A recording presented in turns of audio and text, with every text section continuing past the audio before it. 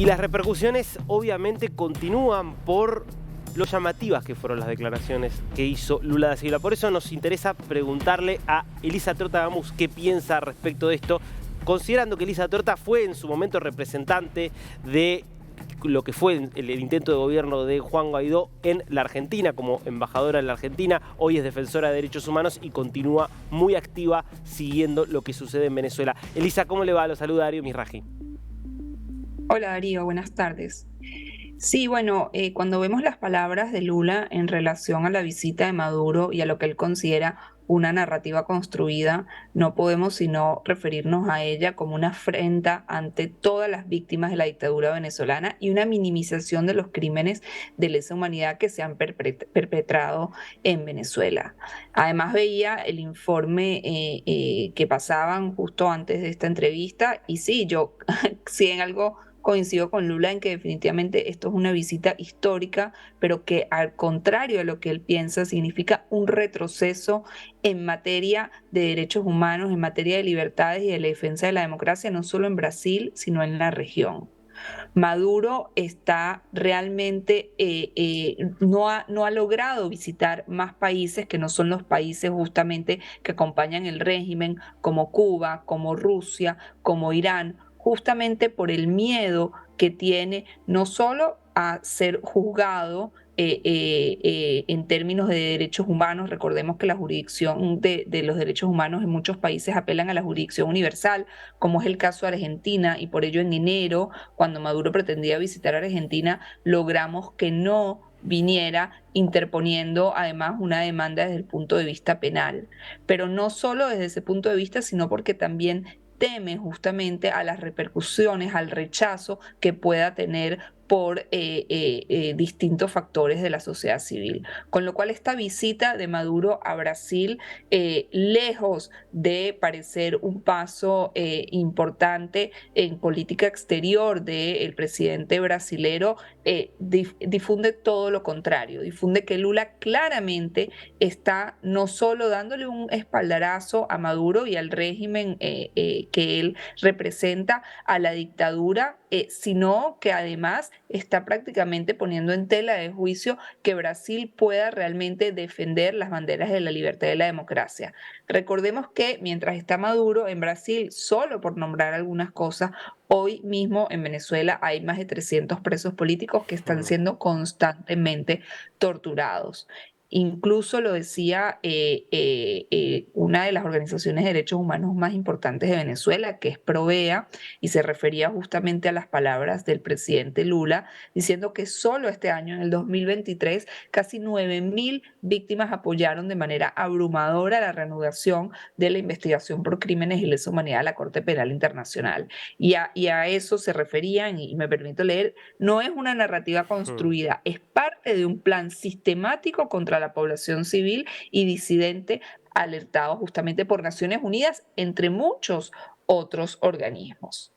Ahora, Elisa, cuando uno habla con diplomáticos comprometidos con los derechos humanos que coinciden en que les pareció lamentable la declaración de Lula, negando la realidad, negando lo innegable, lo que está documentado, lo que podemos ver con cualquier persona que ha pasado por lo que fue Venezuela en estos años y lo que es Venezuela, también dicen, bueno, pero hay que tener en cuenta que la estrategia de excluir a Maduro de alguna manera, de aislarlo, fracasó. Y que entonces la única forma posible hoy es, para que haya cambios reales en Venezuela, es volver a incluirlo de alguna manera y exigirle, considerándolo, recibiéndolo en este tipo de foros, pero exigirle desde ahí que haga cambios y que por lo pronto habilite elecciones democráticas. ¿Qué piensa de esa salida? Mira, Darío, en relación a eso, dos comentarios. Definitivamente la presión internacional es parte fundamental de lograr esos cambios en Venezuela. Y la presión internacional en distintos lugares se ha demostrado que funciona. Es por eso que hoy Estados Unidos, Canadá y la Unión Europea mantienen sanciones no al Estado venezolano, pero sí a los personeros del régimen de Maduro, tratando justamente y para establecerlos, entre otras cosas, como una herramienta de negociación. Si el mundo se abre completamente a Maduro, ¿qué herramienta de negociación nos queda? ¿Qué incentivo, por decirlo de alguna manera, le queda al régimen venezolano para poder abrir alguno de los canales para un cambio político en Venezuela, suponiendo que quieran hacerlo?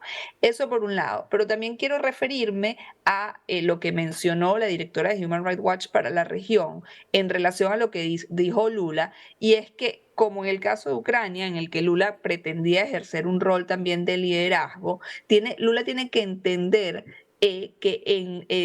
cuál es el verdadero diagnóstico. Y dice, el autoritarismo en Venezuela no es una narrativa construida, es una realidad incuestionable. Entonces, si se pretende, si esa es la teoría que aplica, si se pretende abrir un poco el mundo nuevamente a Maduro, cosa con la que no estoy de acuerdo y que no creo que sea una estrategia que pueda rendir algún fruto, tenemos que mínimamente tener un diagnóstico acertado de la realidad y no totalmente falseado como lo que expuso Lula el día de ayer. Elisa, le hago una última pregunta, y apelando justamente a hacer un diagnóstico correcto. ¿No considera que fue un fracaso la experiencia del gobierno encargado de Juan Guaidó y que por eso terminó como terminó? Creo que reducirlo a la palabra de fracaso es muy simplista.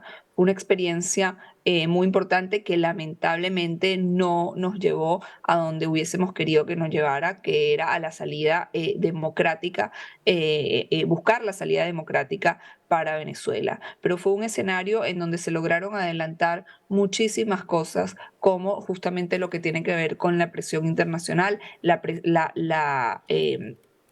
el cuidado, la protección de los activos internacionales venezolanos y entre otras cosas, Darío, que no quede duda, no solo en la región, sino alrededor del mundo, quién es Maduro, quién está en este momento ejerciendo el poder de facto en Venezuela y cuáles son los peligros que ello conlleva, no solo para Venezuela y los venezolanos, sino para el mundo entero. Volvamos, ¿quiénes son los principales aliados de Maduro? Son justamente Cuba, Irán, Rusia y regímenes autocráticos que tienen una clara agenda de expandirse y expandir justamente el autoritarismo en el mundo entero. Entonces creo que es ahí en donde nos tenemos que parar y entender realmente que los distintos esfuerzos que se llevan adelante y se han llevado adelante en Venezuela en estos últimos años Mm. y que algunos han tenido más o menos posibilidades de éxito, también tienen que ver con quienes estamos enfrentando del otro lado y es justamente con una narcodictadura que no solo usa toda la fuerza del Estado, toda la fuerza de la represión, es apoyada por grupos criminales, por bandas de narcotráfico, por colectivos paramilitares y por exguerrilleros colombianos, sino nuevamente también por estos países que tienen una clara agenda autoritaria alrededor del mundo. Elisa, muchísimas gracias por su tiempo con niños. Gracias a ustedes. Buenas tardes.